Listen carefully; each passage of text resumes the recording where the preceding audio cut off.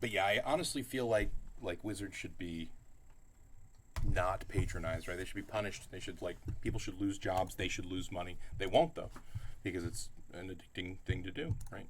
And they know that they can sell their drug and make their money. And that's what they've been doing. And they don't care about the players. Pretty obvious that that's the case now. You know, people could ignore that more easily in the past.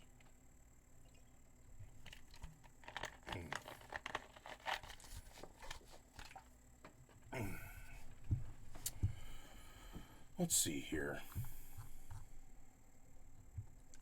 They did undo the Burstfitch suspension. But the fact that they did it in the first place is terrible. The fact that it took so long is also terrible. And, you know, doing the right thing 4 weeks later, that's not something to congratulate someone about, right? It's something to slap them in the face and fire them for, right? And say, hey, don't do the wrong thing. Don't take 4 weeks to change doing the wrong thing. Also, you're fucking fired, right?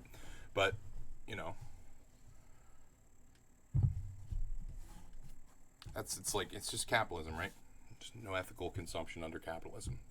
And they sell a drug, and the drug is addictive. So that's that. That's magic. Okay, I should unmute this.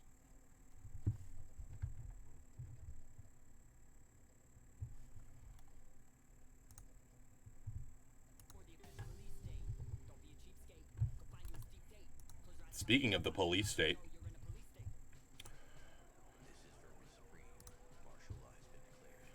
yeah, see, like, I'll do this thing, I'll have some fun, right? And then I'll just, like, play against the meta decks that are just, like, Gross Bile, Uro, like, Expansion, and I'm just like, man, I can't keep up with drawing 1 million cards, you know, when I can't even see my, like, one of my 4 ops in, you know, 3 games. And then, like, you know, that's how math works for 60 card decks, but not when, like, literally half of your deck all draws a card incidentally. And, like, the fact that they're doing that and that they don't care about that play experience shows how, like, how little love and care is actually going into making their game and how much greed is involved in it. And I don't think that should be rewarded. I think that people should, like, in France, they kidnap CEOs and threaten them. And so CEOs don't do that shit as often. In the United States, neoliberalism has such a clutch on us that we don't organize. But if we did, oh my God, we'd be so powerful. We'd be so powerful if we organized. But, you know, people are very content to engage in distractions like this. You know, I'm not blaming anyone, right? But I really do lament the state of things, because we would be so powerful if we were to just for a week or something not give them money, go to our jobs, don't accept money from customers, just completely fuck their capital, right? They'd be absolutely powerless. But oh, what's the sideboard idea? Narsets? Yeah, Narsets could be tight. I do get to recast them. It's not a bad idea.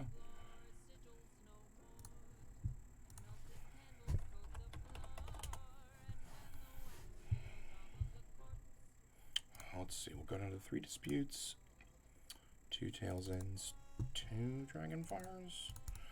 And we'll need to go to 4 Narsets. Maybe not 4. We'll go to 3. We'll keep the 4 disputes.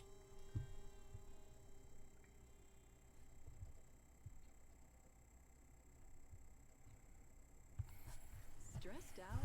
Try Stress Balls de-stressing gummies. And that's great, Rigo. But, like, that's the thing, is, like, this is how neoliberalism works, right? Is that it puts us into situations where working people who have capital that they can afford to give out end up being the ones who do that, and they have to do that because you know, the 1% who control just an enormous amount of wealth, just know that will be the case. And so, you know, you leave working people with so few options. And it's great that there are people like you who can be charitable and who can go out and be charitable. And I see a lot of that on Twitter and social media sites too. You know, a lot of people sharing cash apps and sharing, you know, businesses that we can support, and that's great and all.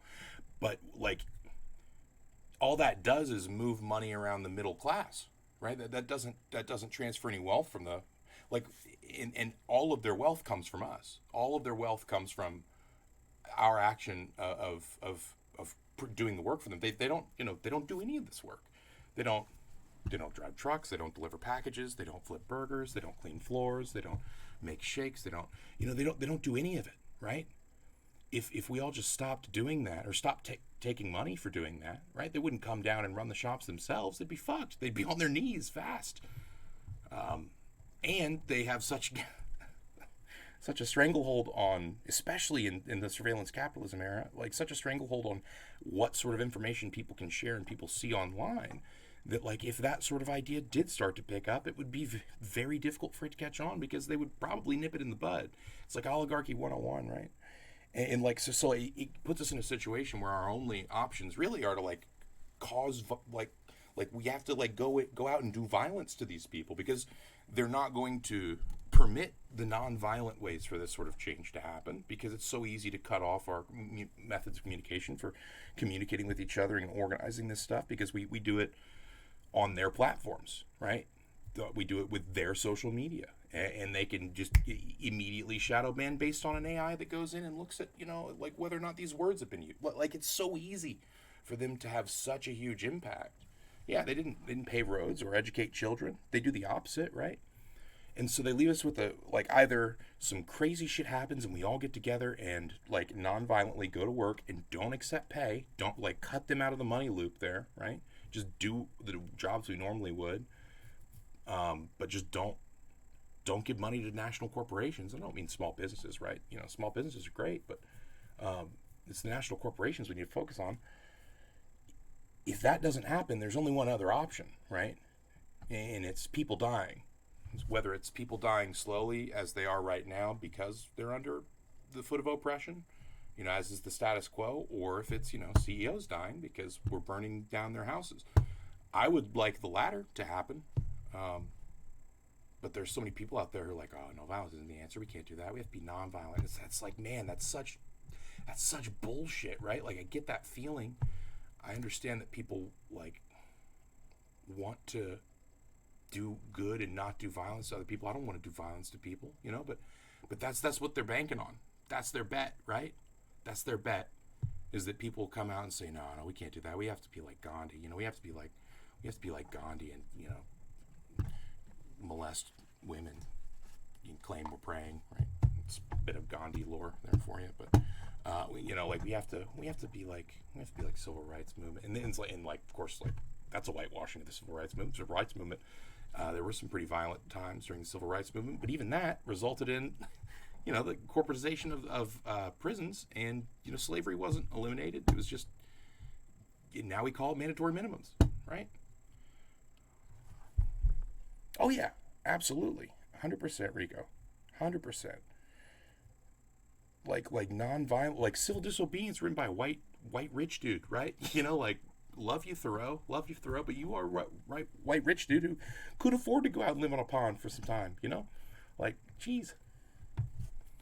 But like historically and empirically, and you'll see this if you look at literally every country or empire that has ever existed for an extended period of time. They always do it with violence. Where's the pacifist empire? Where's Rome as pacifist? That doesn't exist. It never existed.